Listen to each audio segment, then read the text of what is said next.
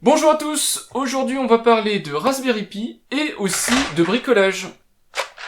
Et dans cette vidéo, je vais vous expliquer comment transformer un Raspberry Pi en platine audio haut de gamme, la RaspTouch. Alors platine audio et vidéo, puisque vous pouvez mettre Kodi dessus et lire des films évidemment, mais le rôle principal de cette platine, c'est d'être une platine audio haut de gamme. Donc comment transformer un Raspberry Pi et comment acheter le matériel nécessaire pour que ce Raspberry Pi devienne donc votre nouvelle platine hi-fi. Alors, deux solutions s'offrent à vous. Soit vous n'êtes pas du tout bricoleur, vous rangez vos tournevis et vous pouvez directement commander le kit complètement assemblé chez Audiophonics. Il arrive préinstallé, prêt à être utilisé.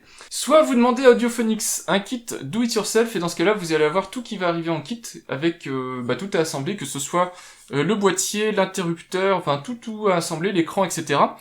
C'est à vous de voir, c'est en fonction de vos besoins, de vos nécessités, de vos compétences, mais aussi en fonction de vos envies, puisque vous pouvez un petit peu changer tout le contenu de ce boîtier-là pour avoir vraiment la solution multimédia et audio qui vous correspond. Dans mon cas de figure, j'ai une version avec le DAC iSabre V4, vous voyez ici, et puis j'ai quand même un report de sortie HDMI, et puis on voit l'arrière du Raspberry.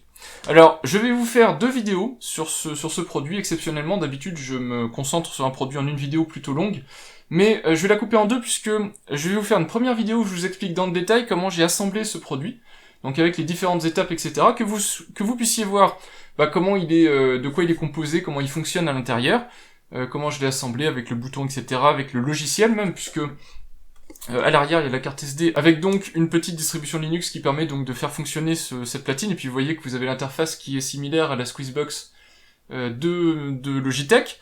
Et puis une deuxième vidéo, où là on partira de cet état-ci, où j'ai une platine qui fonctionne, et puis je vous montrerai dans le détail les menus, les qualités audio, la partie vidéo, puisque vous avez la capacité de lancer même Kodi, directement depuis la platine, donc je vous montrerai tout ça dans une deuxième vidéo. Donc on commence tout de suite avec l'installation de cette platine, et j'espère vous avoir donné envie d'en voir plus pour la partie audio, Kodi et compagnie, qui devrait, je pense, aussi vous intéresser fortement.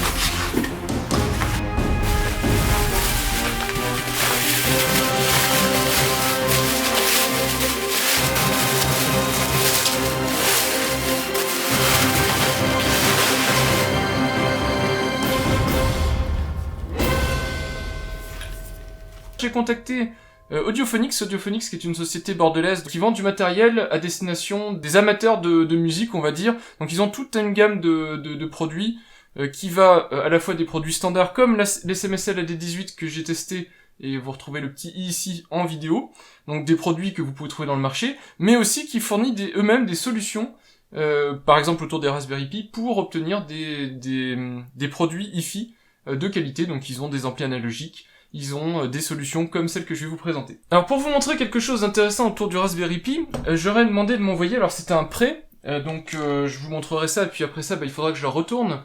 J'aurais demandé de me passer le RaspTouch. Alors le RaspTouch, j'en parle tout de suite parce que j'ai la facture sous la main. C'est un kit que vous pouvez demander soit préassemblé, soit tout assemblé.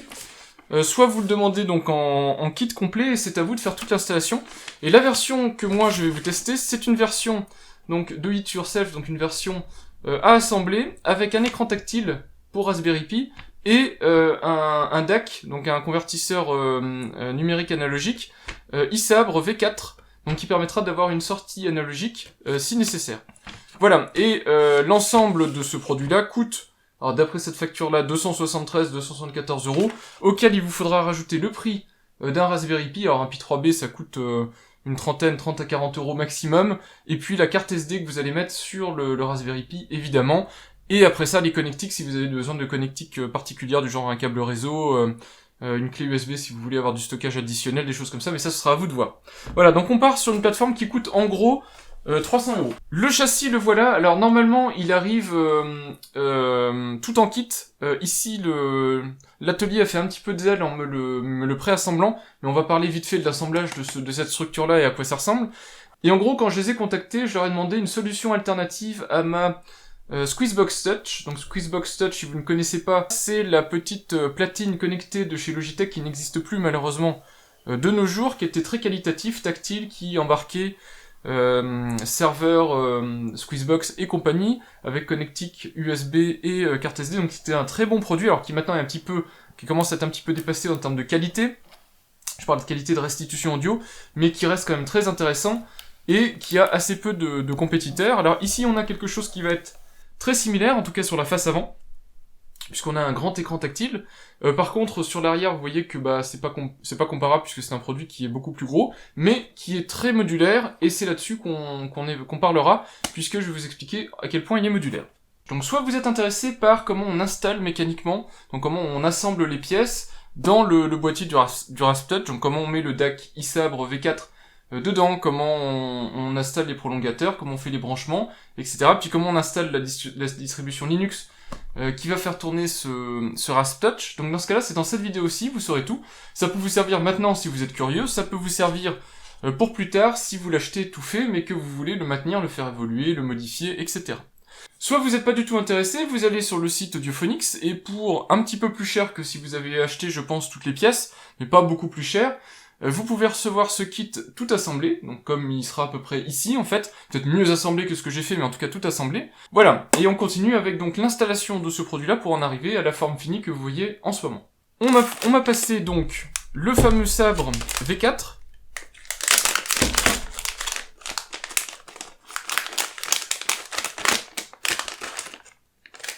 qui est protégé dans son sachet antistatique. Donc ici, je vais pas faire une vidéo très technique parce que je la veux abordable pour tout le monde. Donc on ne va pas aller dans les détails, j'en parlerai peut-être, mais rapidement en fin de vidéo, on va pas aller dans les détails techniques du produit. Mais en gros, ce que vous devez savoir, c'est que c'est le circuit de conversion numérique vers analogique. Ici, vous avez les sorties RCA stéréo, rouge et blanche, donc blanche, gauche, rouge, droite.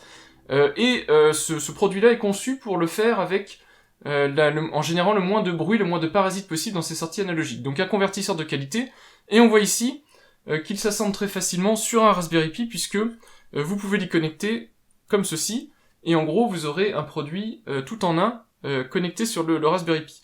Le sabre aussi gère l'alimentation, donc vous avez ici le connecteur d'alimentation pour mettre sur le Raspberry Pi, ce qui veut dire que ce produit-là peut aussi permettre d'allumer ou d'éteindre le kit. Voilà, donc ça c'est pas mal. Alors il est évidemment fourni avec ce qu'il faut pour le fixer sur le Raspberry Pi, on le voit ici. Voilà, donc ça ce sera à faire après. Le kit vient avec un ensemble d'accessoires. En particulier vous avez le déport de l'HDMI, donc vous avez en fait ce qui ressemble à une rallonge HDMI ni plus ni moins. Pourquoi ? Parce que le connecteur HDMI est sur le côté du Raspberry Pi, et donc si vous le mettez dans le boîtier, vous n'y avez plus accès.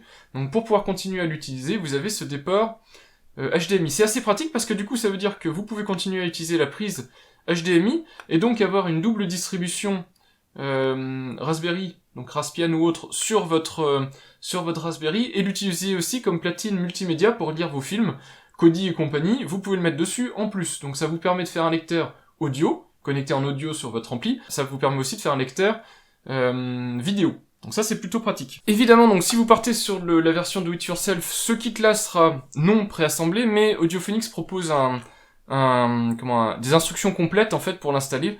Donc vous aurez les pièces disponibles et puis aussi la notice d'utilisation, donc comment l'installer. Alors en fait, je vais pas aller dans les détails, mais je vais vous expliquer.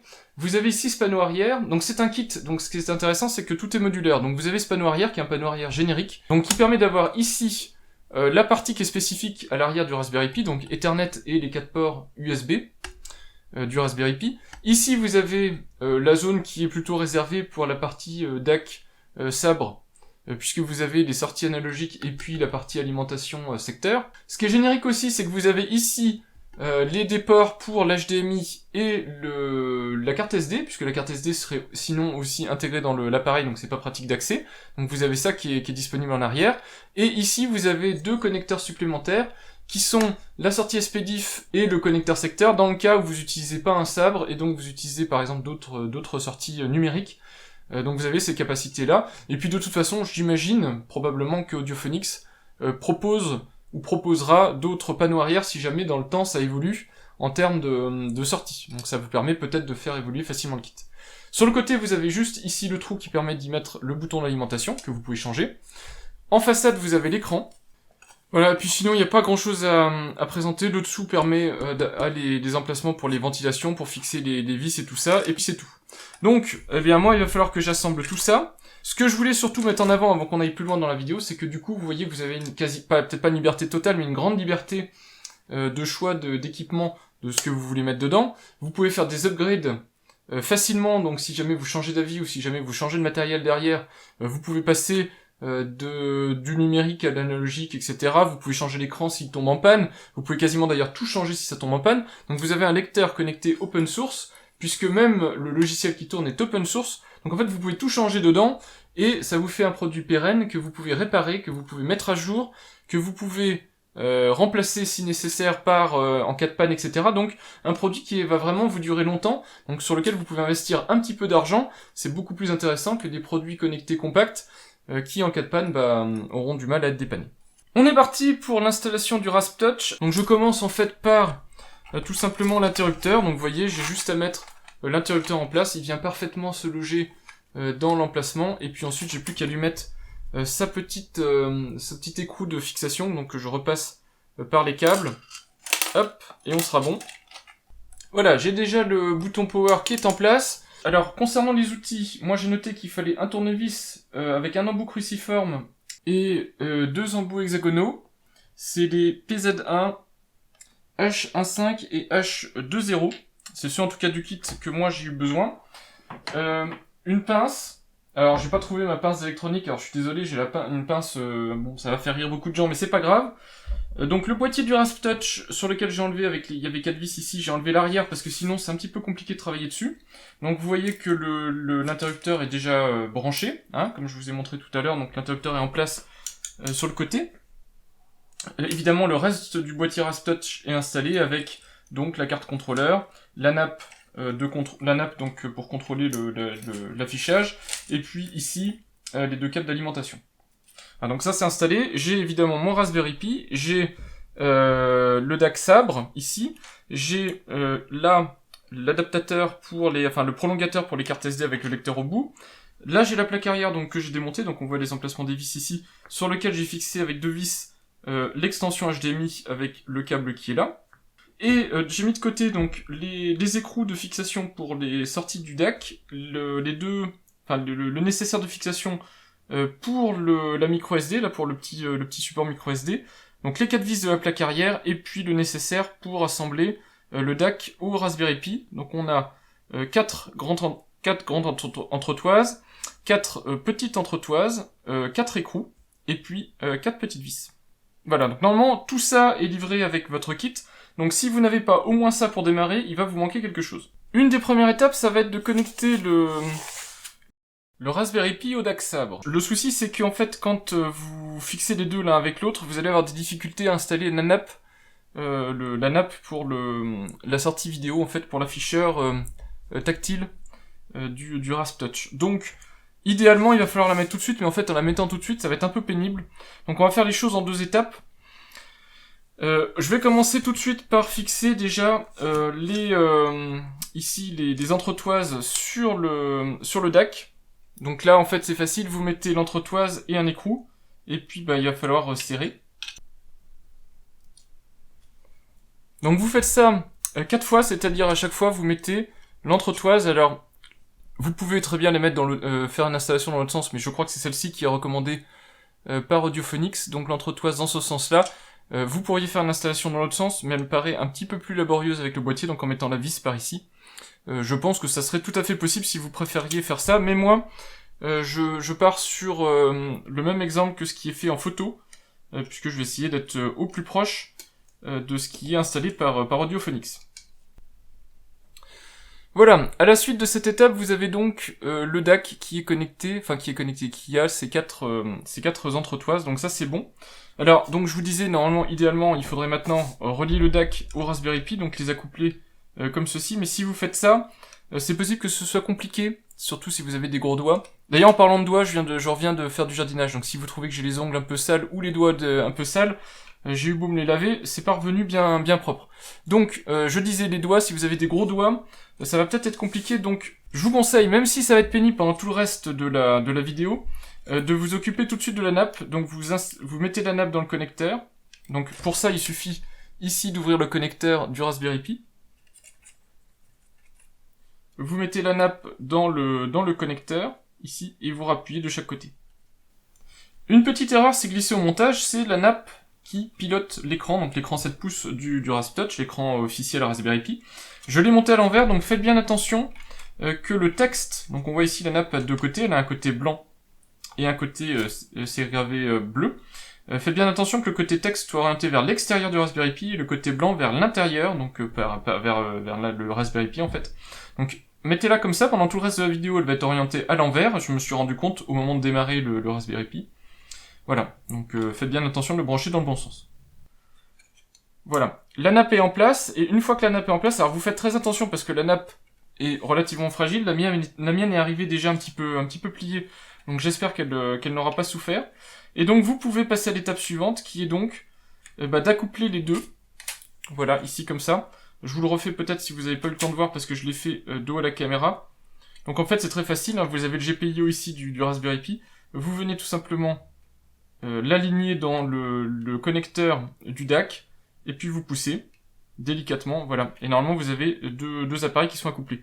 Quand les deux sont accouplés, vous prenez les petites entretoises que vous venez visser ici. Pas besoin d'être foufou, vous vissez à la main, hein, ça suffira largement. C'est pas un produit qui va être soumis à des fortes sollicitations externes, donc on peut y aller avec une fixation à la main. Si vous voulez, vous pouvez prendre une petite clé ou une petite pince, mais vous y allez tranquillement. Pas venir écraser le PCB et donc exploser votre DAC ou votre Raspberry Pi, ça serait dommage. Voilà, et donc là on a maintenant un petit Raspberry Pi qui est devenu maintenant un DAC. Donc ça devient déjà un peu plus intéressant. Alors vous voyez, au niveau de la nappe, je vous montre, voilà, c'est toujours possible d'y accéder si vous voulez le faire maintenant. Donc si vous voulez changer la nappe, etc., changer l'écran, ce sera toujours possible, mais c'était plus facile à faire tout de suite. Ce qu'on peut faire maintenant, puisqu'on va pas tout de suite s'occuper de l'alimentation, évidemment, c'est connecter le lecteur de carte SD. Le lecteur de carte SD, c'est pareil, vous pouvez évidemment le connecter après coup, mais je vous conseille de le faire tout de suite, ce sera plus facile, donc vous avez juste à l'enficher en fait comme ça, et pour la nappe c'est bon, et on va le laisser sortir sur l'arrière, et puis ensuite, on va pouvoir mettre le Raspberry Pi en place. Alors il suffit de le mettre, alors je vous montre exactement où. Ici, alors à la caméra, voilà, vous avez 4 trous qui sont un peu longilignes, qui sont pas comme les autres trous, qui sont bien ronds. Donc les trous longilignes, c'est là où vous allez devoir mettre les vis. Donc on y va, hop, le Raspberry est en place, je bascule, et donc il va falloir prendre les petites vis, et essayer d'aligner le tout. Voilà, donc là on a 2 vis, je mets les 2 autres. Normalement, je devrais pas avoir trop de soucis. Donc, vous voyez que quand on fait en diagonale, ça se passe tout bien, tout seul. Voilà. Ensuite, moi je vous conseille de vérifier que le DAC, vous le laissez tomber par la gravité en fait. Et ensuite, vous serrez.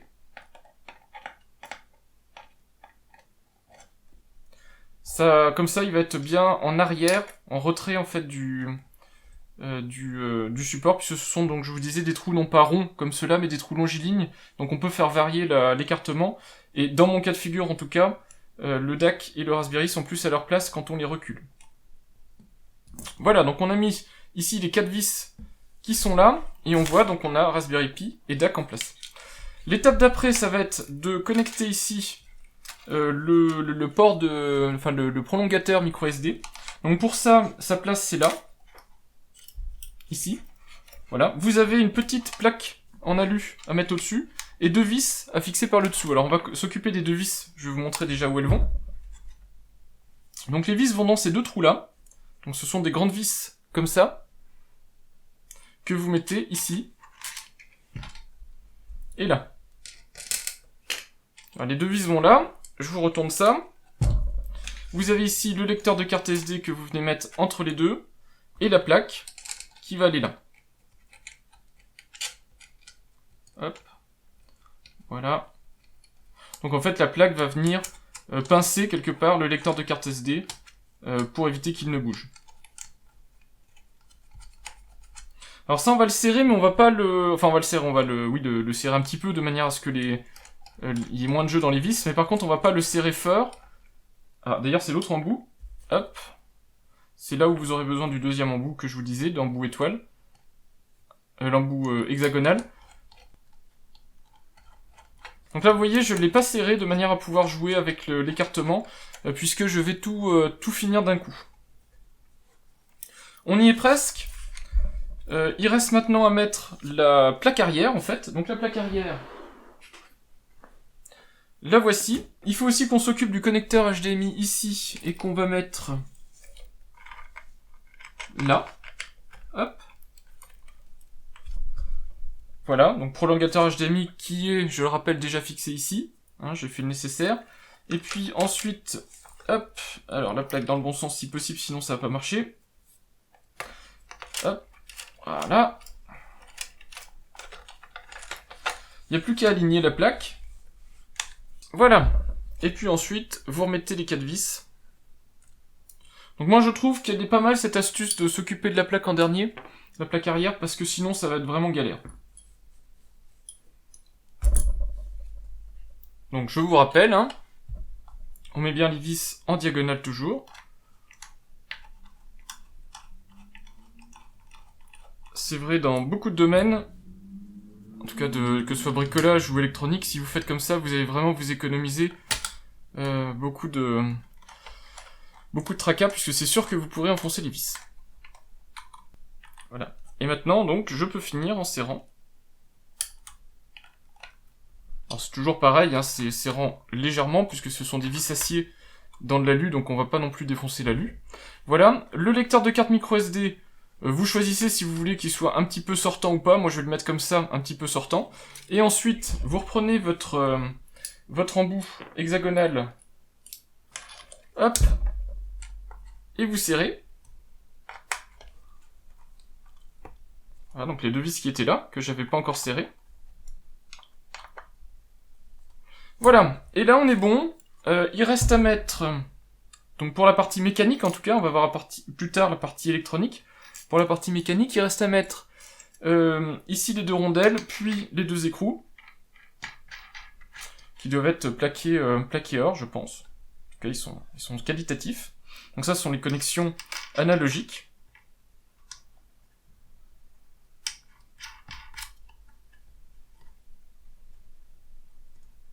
Voilà. Et là, donc j'ai assemblé mécaniquement le Rasptouch. Il reste à connecter le bouton, il reste à connecter l'alimentation de l'écran. Tout va sur le DAC qui est ici. Donc sur le DAC sabre, c'est lui qui s'occupe de gérer les alimentations. Le bouton est un petit peu spécial puisqu'il a 4 fils. Brun, gris, rouge, orange et jaune. Je l'ai branché de cette manière-ci. Alors vous avez normalement à gauche, alors vous avez en tout cas un header 4 pins ici qui se trouve là, donc derrière le condensateur. Donc normalement c'est marqué bouton dessus, donc vous pouvez pas vous tromper. Le jaune-orange est à ma connaissance la coupure d'alimentation, et le rouge doit être LED-, je crois, et le brun LED+. Mais enfin, faites attention, de toute façon tout est écrit sur le bouton, vous avez des indications qui sont notées, et sur la documentation du DAC-SAB, vous avez le report ici qui est indiqué avec les différents branchements à faire. Il y a une seule autre alimentation à faire, c'est ici l'alimentation de l'écran, donc l'alimentation qui part par derrière. Alors vous pouvez aussi l'alimenter en USB si nécessaire, mais moi il était pré-câblé avec 2 fils 5 volts, donc c'est du 5 volts. Donc vous prenez sur le header ici, voilà, donc vous avez 2 rangées, ici une rangée à gauche de 4 pins, donc c'est pas celui que j'utilise puisque c'est du 3,3 volts, et une rangée à droite ici de 3 pins, et vous avez le plus 5 volts qui est au bout, juste avant le connecteur manquant, donc le détrompeur, et le ground, donc ici qui est le fil noir, sur le pin du bas. Voilà. C'est juste ce qu'il faut brancher. Le Raspberry Pi est alimenté par le GPIO du DAC sabre, donc normalement tout fonctionne. Donc maintenant que l'installation électrique est faite, reste maintenant à installer la partie logicielle via donc la carte SD. Alors évidemment, vous pouvez fermer le capot de votre Rasptouch. Moi je vous conseille de le laisser ouvert, justement par exemple, vous voyez l'histoire que j'ai eue avec ma nappe qui était branchée à l'envers. J'aurais tout fermé, j'aurais été obligé de tout rouvrir pour vérifier que ça fonctionnait. Enfin en tout cas pour vérifier ce qui ne fonctionnait pas. Donc laissez-le ouvert le temps de faire l'installation logicielle. Donc vous prenez soit une carte SD, soit encore mieux, vous prenez une clé USB SSD. Mais là il va falloir modifier l'image pour que ça démarre dessus. Donc là ici, j'ai l'Extreme Pro 3 points, USB 3 points en 128 Go, qui coûte un petit peu cher, mais qui est probablement ce qui se fait de mieux pour mettre sur un Raspberry Pi, puisque vous avez les performances d'un SSD, sans avoir les inconvénients, puisque ça reste une clé USB standard. Donc elle est vraiment plutôt pas mal pour ce type d'usage. Mais comme c'est un petit peu cher, moi je vous fais l'installation avec directement la carte micro SD, qui est une Lexar standard 32 Go que j'avais, qui traînait dans le tiroir. Au niveau logiciel, on va partir, au moins pour cette vidéo-là, sur la solution la plus simple, c'est Max2Play. Donc Max2Play, c'est en fait une solution qui permet d'avoir un fonctionnement du Rasptouch vraiment similaire à une Squeezebox Touch en fait. Voilà, donc comme ça, on aura quelque chose de simple. Comme je vous l'expliquais, le Rasptouch est une plateforme à base de Raspberry Pi, donc on est assez libre dans le choix de l'OS, de la distribution qu'on veut utiliser. J'en ai retenu 3, en tout cas au moment où j'ai fait cette vidéo d'assemblage, j'en ai testé 3, alors pas intensivement mais un petit peu. Max2Play, Volumio et Picor Player. Celui que je vais vous montrer c'est Max2Play parce qu'il m'a plu parce qu'il est rapide à mettre en œuvre, il a une interface qui est similaire à la Logitech Squeezebox, donc quelque chose que je recherchais, et en plus il intègre Kodi. Le truc qui m'embête un petit peu c'est qu'il a pas l'air d'être open source, qu'il a l'air d'avoir des fonctionnalités qui sont importantes et qui sont payantes. Bon, faut bien qu'on gagne sa vie et c'est pas très cher de l'acheter, je crois que c'est quelques euros, mais la licence, si vous voulez des petites fonctionnalités supplémentaires, est payante malheureusement. Par contre, j'étais vraiment étonné par le fait qu'il se met très vite en place et le support de Kodi est vraiment bien. Volumio, c'est le deuxième que j'ai testé, alors qu'il y a aussi une possibilité qu'il y a aussi une version payante, mais qui est limitée à certains usages. La version payante de Volumio, je crois, se base sur le fait que vous pouvez utiliser des fonctions payantes comme Tidal et Cobuzz, donc ça c'est à vous de voir si vous avez besoin. C'est pas non plus très cher, mais bon, il faut savoir que de base le système Volumio, lui, il est entièrement gratuit et il est en plus open source. Donc il a cet avantage-là apparemment sur Max2Play. Il fonctionne bien, il est basé sur une interface sur un navigateur web, une interface web. Donc c'est assez moderne dans sa manière d'être pensé. Par contre, j'ai eu quelques petits soucis de fonctionnement, mais il est aussi très bien intégré avec le Rasptouch, il n'y a pas de fonctionnalité manquante. C'est plutôt pas mal. Par contre, apparemment, pas de Kodi intégré de base, mais j'ai vu des moyens de l'ajouter éventuellement. Enfin, vous avez Picor Player, qui est gratuit également, qui a une interface qui est tout à fait proche d'une Squeezebox, qui est également rapide à mettre en place. Par contre, j'ai eu des petits soucis à faire marcher le bouton Power et compagnie. Donc il est, disons que de base, comme il est léger, il y a assez peu de choses qui sont intégrées, et donc il y a un peu plus de travail pour avoir quelque chose de fonctionnel, mais on s'en sort aussi. Voilà, et puis il y en a probablement d'autres, hein, sur le site de Diophonix, vous trouverez probablement d'autres distributions suggérées à installer. Après ça, c'est à vous de voir, mais c'est pour vous montrer que vous avez déjà une liberté assez importante dans le choix du système d'exploitation que vous pouvez faire tourner. Évidemment, ici, je n'ai listé que des distributions qui sont audiophiles, on va dire, donc pour faire de la diffusion audio. C'est l'objectif principal du Rasptouch, mais si vous voulez aussi détourner l'utilisation de cette platine en petite platine Raspberry à écran tactile dans un beau boîtier alu et brancher sur votre télé comme un media center, je pense que c'est tout à fait possible. Ce sera à vous de voir en fonction de votre budget. Mais il y aura aussi d'autres distributions qui pourront convenir si votre objectif principal c'est pas le côté audiophile, mais qu'un simple Kodi vous suffit. Sur le site Max2Play, vous avez directement l'image pour la version avec écran tactile, donc on le voit ici, à télécharger. Je vous montre tout de suite comment on crée cette image, il y a 2-3 trucs à modifier pour que ça fonctionne sur cette clé USB. On se retrouve donc sur la page de Max2Play. Alors je verrai par la suite si je change de distribution, mais je vais faire cette vidéo en tout cas avec cette distribution-ci. C'est un site qui est à la base allemand, je pense, donc n'hésitez pas à le basculer en anglais si jamais vous avez besoin, enfin vous voulez avoir une langue un peu plus compréhensible, si vous ne maîtrisez pas l'allemand en tout cas. Et on se rend dans la section Download, et évidemment, comme je vous ai expliqué, vous avez ici la version qui supporte l'écran tactile du Raspberry Pi. Donc l'écran 7 pouces tactile. Donc vous téléchargez cette image-ci, donc c'est Max2Play, l'image optimisée pour écran 7 pouces, qui fait 1 Go, 3 Go une fois décompressé. Donc vous cliquez dessus, vous avez juste à la télécharger. Maintenant qu'elle est téléchargée, on va pouvoir l'installer sur la carte SD. Alors moi je vais utiliser le logiciel Win32 Disk Imager, puisque c'est celui qui est indiqué par Max2Play, mais vous pouvez aussi utiliser Etcher, il n'y a pas de souci. Donc on sélectionne bien l'image qu'on vient de télécharger, donc vous voyez que décompressée elle fait 3 Go, donc il faut la décompresser évidemment, sinon vous ne pourrez pas la graver, donc vous la décompressez, puis vous la sélectionnez.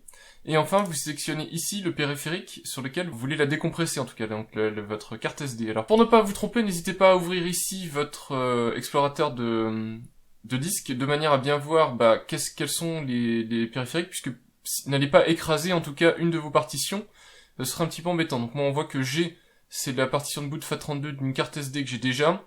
H et I sont les deux partitions étendues en EXT-FAT ou quelque chose comme ça, donc Windows ne sait pas lire. Donc G, H, I, c'est sûr, je peux effacer. Donc c'est bien ce qui est écrit ici. Moi je vais décider de formater cette carte SD pour être sûr de ne rien avoir à l'origine dessus, donc sur G, je voudrais faire un formatage rapide. Le problème c'est que la carte est partitionnée, donc ce que je fais c'est que je vais aller dans la gestion des disques.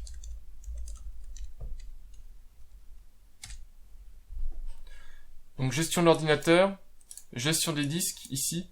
Et je vais aller sur le disque ici, voilà, disque amovible, et je vais tout simplement supprimer les volumes.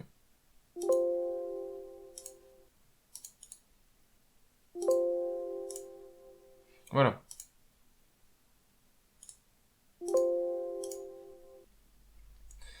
Voilà, donc là je pars comme si j'étais sur une carte SD vierge en fait, donc j'ai une carte SD de 32 Go, c'est-à-dire 29 Go et des poussières formatées, qui est complètement vierge, donc je peux me lancer dans le process.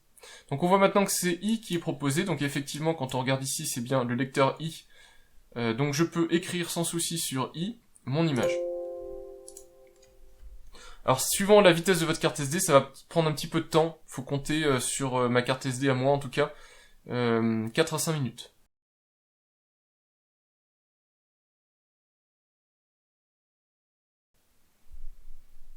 Voilà, ça a pris un tout petit peu moins de 4 minutes, c'est fait. Alors, je vais vous montrer à quoi ça ressemble.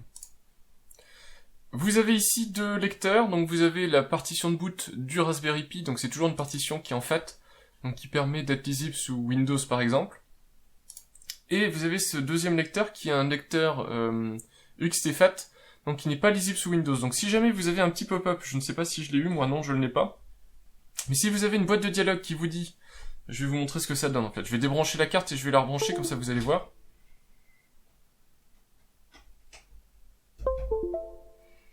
Voilà, si vous avez ce type de boîte de dialogue qui apparaît en vous proposant de formater le disque, vous dites surtout annuler, puisque c'est pas parce que Windows ne reconnaît pas le système de fichiers que pour autant il faut formater ce lecteur. C'est ce qui contient en fait tout l'OS du Raspberry Pi. Donc vous faites annuler. Nous on va se rendre dans la partition FAT32, on va aller dans la partie config. Vous faites modifier, alors soit avec Notepad, soit avec l'éditeur de votre choix si vous avez mieux VS Code et compagnie. LCD Rotate ici est mis à 2 pour inverser en fait, faire une rotation de 180 degrés de l'image. Vous avez deux modes, alors je sais plus c'est quoi l'autre, enfin vous avez LCD ou autre chose Rotate. Donc LCD Rotate veut dire que ça bascule non seulement l'image mais aussi le tactile de 180 degrés. Moi je me suis rendu compte que dans mon cas de figure ça ne sert à rien. L'écran est dans le bon sens et le faire le LCD Rotate 2 pose problème. Donc je vais commenter cette ligne-là avec un H. Vous pouvez aussi tout simplement, si vous préférez, la supprimer. Ça marchera tout aussi bien. Pendant que j'y suis, je vais aussi activer l'accès SSH. Donc je fais nouveau document texte et j'appelle ça SSH. Voilà, normalement on est bon. Cette carte, il n'y a plus qu'à l'utiliser. Voilà, donc la carte SD est prête, on a maintenant le Rasp Touch qui est prêt. Il faut l'alimentation. Alors l'alimentation, j'ai oublié d'en parler tout simplement parce qu'on avait oublié de me l'envoyer. Alors j'ai ramené ici la nouvelle facture où on voit l'alimentation. Alors l'alimentation ne coûte pas très cher, une dizaine d'euros en gros. Vous voyez que ça change pas grand chose au prix final, mais je pensais au départ que vous pouviez utiliser n'importe quelle alimentation, c'est pas le cas. Je vous montre ici les caractéristiques de cette alimentation. C'est une alimentation 7 volts, on le voit ici. Voilà. Donc 7 volts 3 ampères, quelque chose comme ça. Donc c'est pas n'importe quelle alimentation, malheureusement, et puis en plus vous voyez bien au connecteur que c'est un connecteur non standard, enfin c'est un connecteur standard je veux dire, mais pas USB ou autre, donc c'est pas les connecteurs d'alimentation d'un Raspberry Pi, donc il vous faudra vraiment une alimentation spécifique. Cette alimentation-là, elle est pas chère, une dizaine d'euros, et puis comme je vous dis, elle a l'air d'être relativement qualitative, elle est fabriquée en Chine évidemment, mais elle a quand même le petit embout. Mais elle a quand même le petit embout ici, français déclipsable, et puis le câble a l'air d'être épais et qualitatif. Donc on la branche à l'arrière du Raspberry Pi, enfin à l'arrière du RasDAC plutôt, ici, évidemment. Voilà, la carte SD pareil, il suffit de la mettre dans le lecteur, ici. Donc vous voyez que c'est pratique d'avoir le déport arrière, tout simplement parce qu'on peut facilement y accéder. Voilà, on est bon. Moi j'ai ramené un câble réseau tout simplement parce que je vous conseille de partir au moins au départ, même sur du long terme, je vous conseille de garder cet appareil câblé, mais au moins au départ, de partir sur un réseau câblé. Donc on met le câble réseau en place, voilà. C'est tout simplement parce que comme ça vous n'aurez pas de problème, le Raspberry Pi va démarrer directement sur le réseau câblé. Vous pourrez vous connecter à l'interface graphique, on va voir rapidement comment ça marche, de Max2Play, et puis ça fonctionnera bien. Donc il reste à brancher la prise électrique. Voilà, la prise électrique est branchée. Alors on appuie sur le bouton, pour le moment le bouton n'est pas réglé, donc on verra après comment le régler, mais j'appuie dessus. Donc on voit qu'il clignote, on voit que l'écran s'affiche, et on voit l'affichage qui est fait dans le bon sens, c'est pour ça que je vous ai dit qu'il fallait faire la permutation, en tout cas enlever le fait qu'il y ait une permutation. Donc on va voir que ça démarre quand même relativement rapidement, c'est un Pi 3, Pi 3B, donc c'est pas le B+, mais quand même ça reste un Raspberry Pi rapide. Donc là on est sur la partie réseau. J'espère que j'ai bien branché mon câble. C'est bon.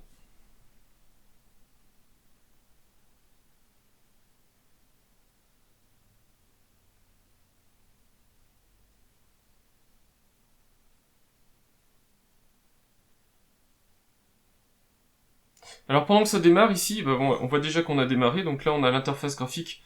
Donc l'interface graphique qui ressemble, la fameuse qui ressemble tout simplement à une Squeezebox Touch. Et puis on voit ici que le bouton ne fonctionne pas, il va falloir le faire configurer. Donc ici on a le bouton qui clignote. Voilà. Donc une fois qu'on a ça, bah, on est quasiment bon puisque ça veut dire que le Raspberry Pi a démarré. Il va falloir aller ici sur l'interface graphique, donc dans un navigateur web, et le configurer. Alors pour trouver comment le configurer, normalement dans l'explorateur de fichiers ici, vous aurez Max2Play qui va apparaître avec évidemment son adresse IP. Si c'est pas le cas, si jamais vous ne le voyez pas, vous pourrez de toute façon le récupérer d'une autre manière.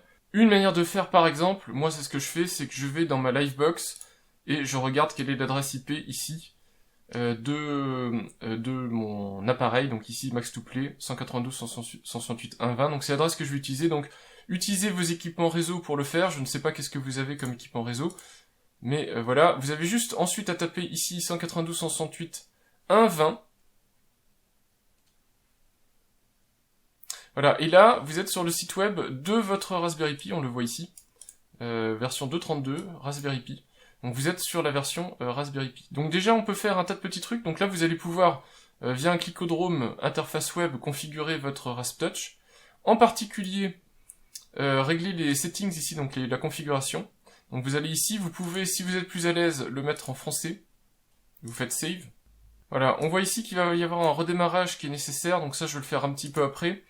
Je vais aussi vérifier que je suis bien en fuseau horaire Europe Paris, voilà, c'est bon. Il y a aussi une autre chose à faire, c'est rajouter le plugin nécessaire pour piloter le RaspTouch. Le plugin Audiophonics ici est disponible, vous avez un bouton download qui est là. Alors l'URL, j'essaierai si j'y pense de vous la mettre en description, mais sinon vous la trouvez sur Max2Play dans la partie feature je crois. Vous faites download, vous avez un lien ici que vous copiez.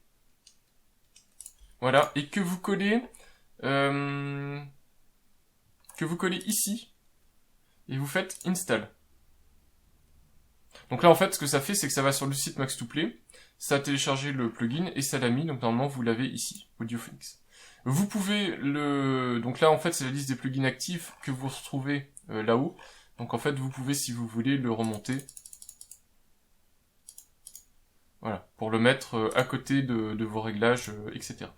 Là, on est bien. Une dernière chose, dans Wi-Fi et LAN, ici, c'est là où vous pouvez activer la partie Wi-Fi, mettre un mot de passe réseau, etc.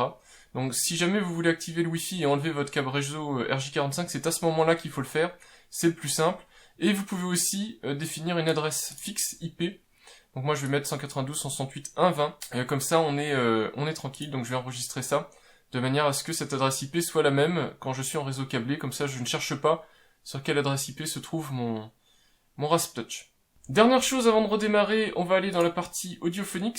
On va activer le support du sabre. Alors, je sais pas pourquoi j'ai que sabre V3, mais bon, j'active le support du sabre V3. Voilà. Il faut aussi éventuellement régler Max to Play pour avoir des réglages de son choix. Donc soit on fait starter pour internet et musique locale, soit on fait dans un environnement Squeezebox. Donc moi c'est ce que je choisis, donc j'appuie ici. Alors on voit qu'ici il y a des petits soucis dans le plugin, donc je pense qu'il y a peut-être une nouvelle version ou quelque chose comme ça, mais en tout cas je commence avec ça. Donc je fais select ici, donc là ça va mettre des configurations dans Max to Play préconfigurées, donc là je suis en advanced. Et enfin le bouton d'alimentation, on installe le logiciel ici en appuyant sur le bouton. Et on fait save, je crois, ici. Voilà, donc normalement, là, il va y avoir les scripts d'installer pour le bouton, et donc normalement, le bouton devrait se comporter proprement pour l'arrêt et compagnie. Ici, vous avez de quoi installer le logiciel pour l'écran, mais en fait, c'est pas l'écran qui est utilisé par le Rasptouch, donc je pense qu'il n'y en a pas besoin, puis de toute façon, la distribution arrive avec. Voilà, donc normalement, une fois qu'on a fait ça, on est bon, donc on repart dans Settings Reboot. Je fais...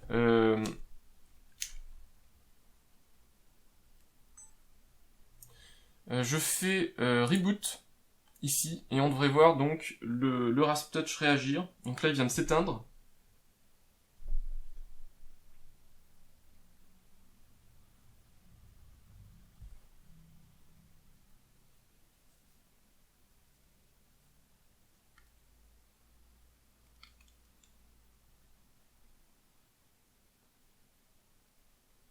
Voilà, donc le voilà qui revient à la vie.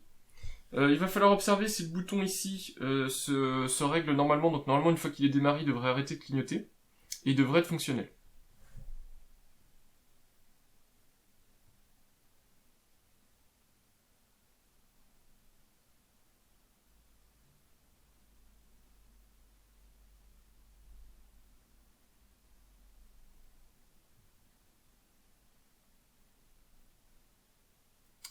Voilà, donc là on voit le reboot a été fait, donc c'est bon. Ici, le Rasptouch va être fonctionnel. On voit ici que le bouton est maintenant allumé et stable, c'est-à-dire qu'il ne clignote plus. Donc ça veut dire qu'il est fonctionnel, a priori en tout cas. On va faire le test. Et on voit ici qu'on a l'interface qui fonctionne. Donc l'interface tactile qui fonctionne toujours. Alors évidemment, il faut lui laisser le temps de démarrer. Hein. Là j'appuie, mais faut le temps que le système démarre. Et normalement, bah, on devrait pouvoir l'utiliser. Vous avez Kodi évidemment qui fonctionne. Comme je vous l'ai dit, on verra ça dans la deuxième partie de la vidéo. Ici, l'objectif, c'est pas de vous montrer l'interface graphique. Ici, l'objectif, c'est de vous montrer qu'on peut facilement mettre en place le Rasptouch pour pouvoir l'utiliser. Voilà, bah, je pense que là, on est bon. Après ça, bah, il faut le relier évidemment à leur partie audio, donc soit via l'analogique, soit via l'USB, soit si vous avez choisi l'option numérique via les sorties numériques, il faut le relier à un ampli par exemple. Mais ça, toujours pareil, on verra ça dans la future vidéo. Je vous montre juste maintenant qu'on peut l'éteindre, donc on voit ici que la platine est en route. La partie web fonctionne toujours, et si j'appuie ici sur éteindre, on voit le bouton fonctionne, j'appuie sur éteindre, on voit que le bouton clignote, l'écran a réagi immédiatement, et ici l'appareil est en train de s'éteindre, donc normalement vous voyez ici les voyants internes du DAC qui sont actuellement sous tension. Le produit est en extinction. Alors c'est super important, si jamais vous faites une extinction brutale, coupure de courant, vous avez toujours des chances de corrompre la carte SD, ce qui serait franchement embêtant, puisque vous êtes obligé de tout réinstaller. C'est pour ça qu'il faut faire une extinction propre, et c'est pour ça que le DAC Sabre supporte une extinction propre. Donc là on voit que il y a eu une extinction du produit, le voyant est éteint, et on voit que dedans, tout est éteint, donc là le produit est hors tension, il s'est éteint proprement, comme un système d'exploitation. Et si j'appuie dessus, on voit donc que ça clignote, et que ça démarre, donc tout est opérationnel. Ça démarre normalement maintenant assez vite, puisque l'OS est en place. Donc vous devriez avoir quelque chose qui démarre dans les moins de 30 secondes, en tout cas à peu près, pour être opérationnel. Donc c'est largement suffisant, je pense, pour une utilisation du quotidien. Et quand le produit est opérationnel, cette LED bouton maintenant, eh bien, deviendra fixe pour indiquer que c'est bon, vous pouvez l'éteindre. Voilà, on voit ici ça se produit et on voit ici le démarrage et le produit est opérationnel sous son interface. Voilà, c'était donc ma vidéo qui parlait de l'installation, en tout cas de l'installation physique du produit ainsi que de la mise en place de la distribution nécessaire, donc Max2Play, pour pouvoir utiliser ce Rasp Touch. Je vous donne rendez-vous dans la prochaine vidéo qui sortira, je ne sais pas, sûrement dans quelques semaines, donc comptez 5 à 6 semaines quand vous verrez cette vidéo sortir, pour la vidéo complète de test de ce produit. Donc j'espère vous avoir donné envie d'en savoir plus sur ce type de produit. N'hésitez pas dès à présent à me dire ce que vous en pensez, les questions que vous auriez sur ce produit, comme ça je les intégrerai directement dans la deuxième vidéo. Moi pour le moment, j'ai pas eu de gros soucis d'installation. Alors évidemment j'ai eu quelques petites questions, quelques petites interrogations, mais ça s'installe quand même plutôt bien. Et quand on voit la qualité de finition du produit, ça donne vraiment envie, enfin ça fait vraiment haut de gamme. J'espère que je vous aurai donné envie d'en savoir plus sur ce type de produit. À bientôt pour la prochaine vidéo. Au revoir.